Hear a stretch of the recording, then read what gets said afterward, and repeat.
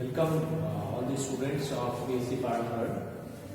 पिछले वीडियो में हमने दो वीडियो आप देख चुके हैं ऑर्गेनिक सिंथेसिस वाया इनोलेट्स में।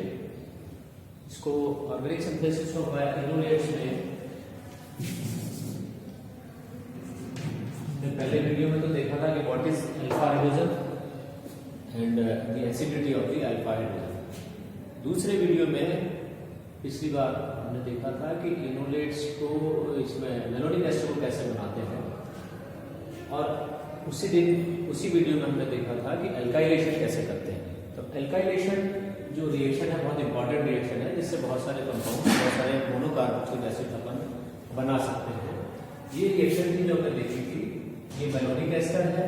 इस मेलोनिक एस्टर की रिएक्शन जब सोडियम इथॉक्साइड से कराते हैं जो क्षार है, तो ये इस तरीके से इनोलेट आयन बनता है, और उसका जब एल्काइलेशन कराते हैं तो एल्काइल ग्रुप यहाँ आता है, और फिर कंप्लीट हाइड्रोलिसिस से जल अपघटन से अपने को कार्बोक्सिलिक एसिड प्राप्त होता है। तो with variation of R we can get different types of carboxylic acids. यानी आर का अगर हम बदलाव करते रहते हैं मिथाइल इथाइल, तो हमें बहुत सारे कार्बोक्सिलिक एसिड का संश्लेषण इसके द्वारा कर सकते हैं। Today we will see the mechanism of this reaction. आज हम इसकी क्रियाविधि देखेंगे। इसकी जो क्रियाविधि है उसमें 4 स्टेप्स हैं, आप ध्यान से समझिएगा इसको। There are 4 steps only. Number 1 is the formation of enolate ion, ये जो फॉर्मेशन ऑफ इनोलेट आयन है। दूसरा है एल्काइलेशन ऑफ इनोलेट आयन, इसका एल्कलीकरण होता है। तीसरा है हाइड्रोलिसिस, जल अपघटन, और उसके बाद में डीकार्बोक्सिलेशन। अगर 2 कार्बोक्सिलिक ग्रुप हैं तो ये इसके साथ में चौथे स्टेप में हीट करने से डीकार्बोक्सिलेशन होता है और मोनोकार्बोक्सिलिक एसिड मिलता है। So these are the 4 steps. Formation of enolate ion, दूसरा एल्काइलेशन ऑफ इनोलेट आयन, तीसरा हाइड्रोलिसिस, चौथा डीकार्बोक्सिलेशन। सबसे पहले हम देखते हैं formation of enolate anion. Enolate anion का फॉर्मेशन कैसे होता है। मेलोनिक एस्टर जो है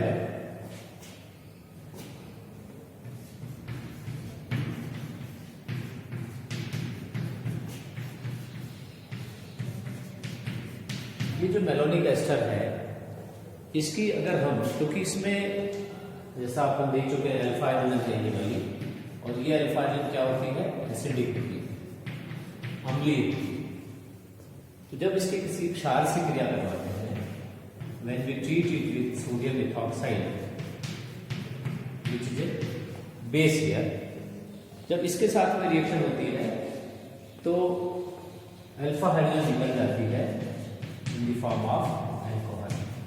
ये जो हाइड्रोजन है यहाँ की 2 हाइड्रोजन में से एक हाइड्रोजन इथेनॉल के रूप में निकल जाती है, and we will get this sodium ion होती है। ये सोडियम आयन आ गया।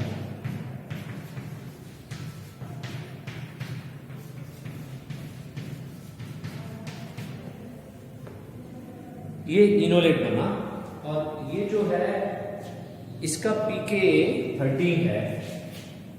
pK वैल्यू एसिडिटी को शुरू करती है वो 13 है, और जो अल्कोहल बना है इसका pK वैल्यू है 60। यानी ये ज्यादा एसिडिक है, वो कम एसिडिक है। मेलोनिक एस्टर इसका pK वैल्यू 13 है, ये ज्यादा अम्लीय है, और जो बना है वो कम अम्लीय, इसीलिए ये इसका फॉर्मेशन हो पाता है। ये जो मेलोनिक एस्टर इनोलेट एनायन बना है, इस इनोलेट एनायन में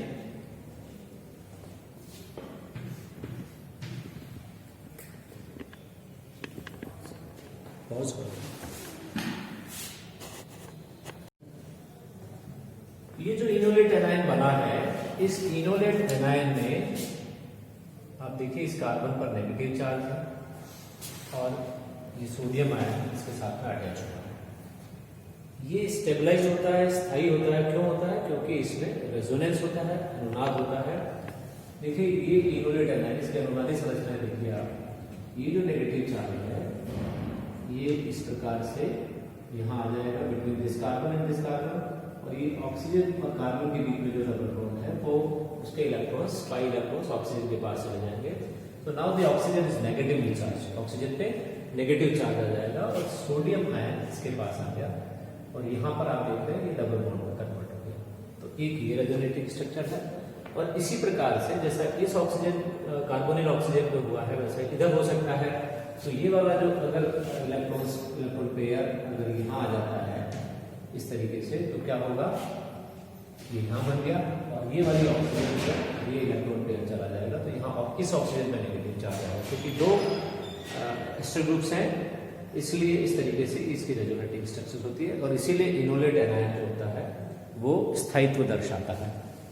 तो ये पहला स्टेप है इसकी क्रियाविधि का, मैकेनिज्म का, formation of enolate anion which is a stable ion. In the second step what will happen, alkylation of this enolate anion will take place. For this second step जो है वो है एल्काइलेशन ऑफ इनोलेट एनायन। ये जो enolate anion है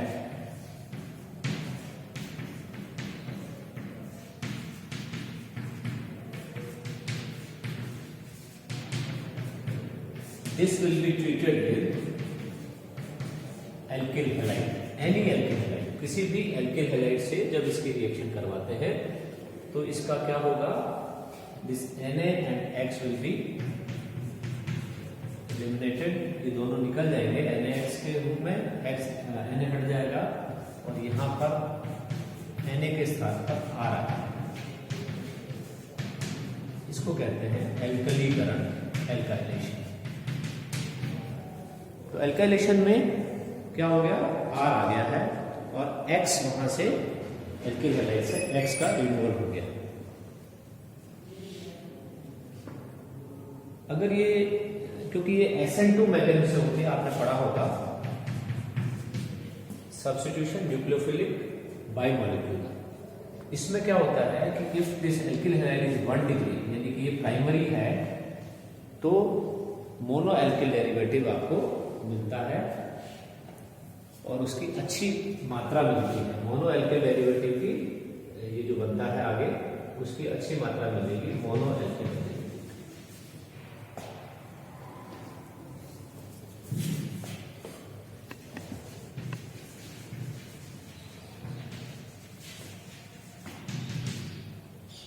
तो ये 1 degree हमेशा SN2 मैकेनिज्म से रिएक्शन करता है और जो प्रोडक्ट बनता है उसकी अच्छी यील्ड मिलती है। अब यहाँ प्रश्न ये उठता है कि यदि alkyl halide is 3 degree then what will happen, अगर ये तृतीयक एल्किल हैलाइड है, प्राथमिक नहीं है, तो क्या होगा, वहां पर SN2 के स्थान पर E2 मैकेनिज्म होगी यानी एलिमिनेशन होगा, विलोपन अभिक्रिया होगी, प्रतिस्थापन के स्थान पर क्या हो जाएगा, विलोपन होगा। तो इसलिए ये रिएक्शन जो है उसमें अपने को ध्यान रखना है कि इसमें प्राइमरी एल्किल हैलाइड प्राइमरी होना चाहिए जिससे आपको SN2 क्रियाविधि से प्रतिस्थापन होकर के उत्पाद प्राप्त हो। तीसरा स्टेप है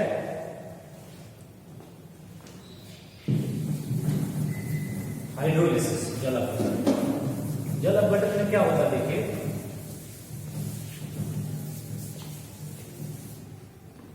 ये जो मोनो एल्काइल डेरिवेटिव बना है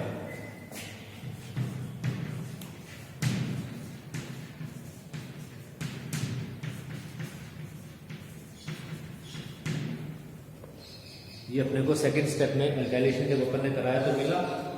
अभी अपन क्या करेंगे, इसका जल अपघटन कराएंगे और जल अपघटन के लिए हमको क्या लेना पड़ता है, किसी भी एल्कली के साथ इसको गर्म करते हैं। एल्कली मीन्स क्षार से इट इज KOH। KOH आपने लिया और इसके साथ इसकी जब रिएक्शन कराते हैं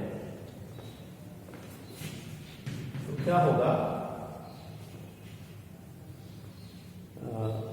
हाइड्रोलिसिस होगा, जल अपघटन होगा और ये जो दोनों एस्टर ग्रुप हैं ये इस तरीके से सोडियम सॉल्ट के रूप में, पोटेशियम सॉल्ट के रूप में प्राप्त होंगे। तो पोटेशियम आ जाएगा यहाँ पर किसके स्थान पर, C2H5, दोनों C2H5 के स्थान पर। तो एल्कली के साथ, क्षार के साथ जब इसकी रिएक्शन होती है एल्काइलेटेड इनोलेट एनायन की, तो तीसरे स्टेप में इस तरीके से ये पोटेशियम सॉल्ट बनता है। और इसकी जब डाइल्यूट HCl से रिएक्शन कराते हैं तनु HCl से, तो this will be converted to carboxylic acid. तो ये क्या बन गया, डाई कार्बोक्सिलिक एसिड बन गया, द्विकार्बोक्सिलिक। ये जो दोनों पोटेशियम सॉल्ट के रूप में है, ये दोनों किस में बदल गए, कार्बोक्सिलिक अम्ल के रूप में बन गए। ये द्विकार्बोक्सिलिक अम्ल है।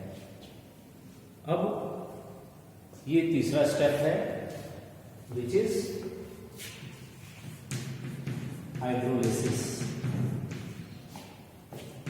जल अपघटन।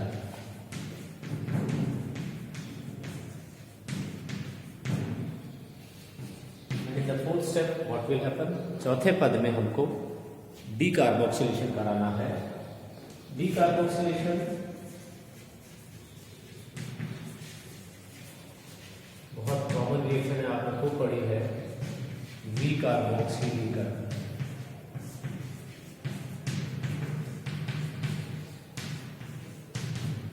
इसका मतलब है कार्बन डाइऑक्साइड का निष्कासन।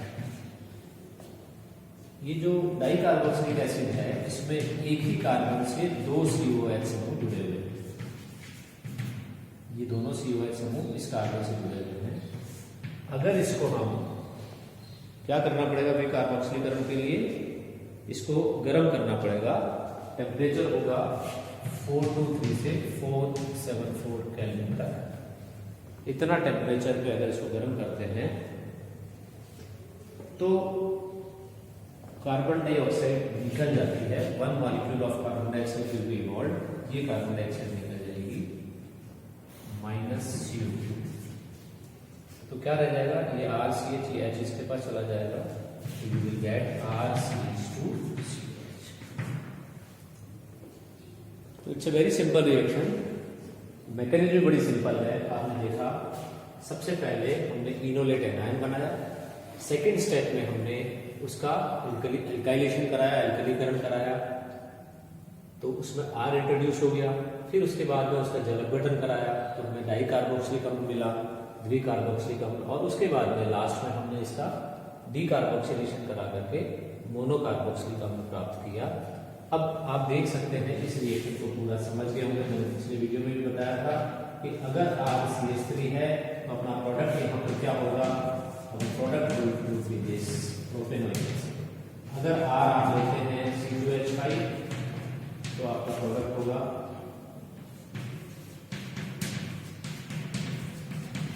ये तो बेसिक स्केलेटन है, और ये आपका R, तो आपको ब्यूटेनोइक एसिड मिलेगा। So in this manner you can form many carboxylic acids. So this is all for today. आज हमने देखा कि एल्काइलेशन, ये जो इनोलेट एनायन है वो कैसे बनता है, उसका एल्काइलेशन कैसे होता है, और एल्काइलेशन से हमें बहुत सारे कार्बोक्सिलिक अम्ल प्राप्त हो सकते हैं। उसकी मैकेनिज्म आपने समझी, बहुत आसान है। आप इसको लिखिएगा, लिखने के बाद आपको अच्छे तरीके से समझ में आ जाएगा। Thank you.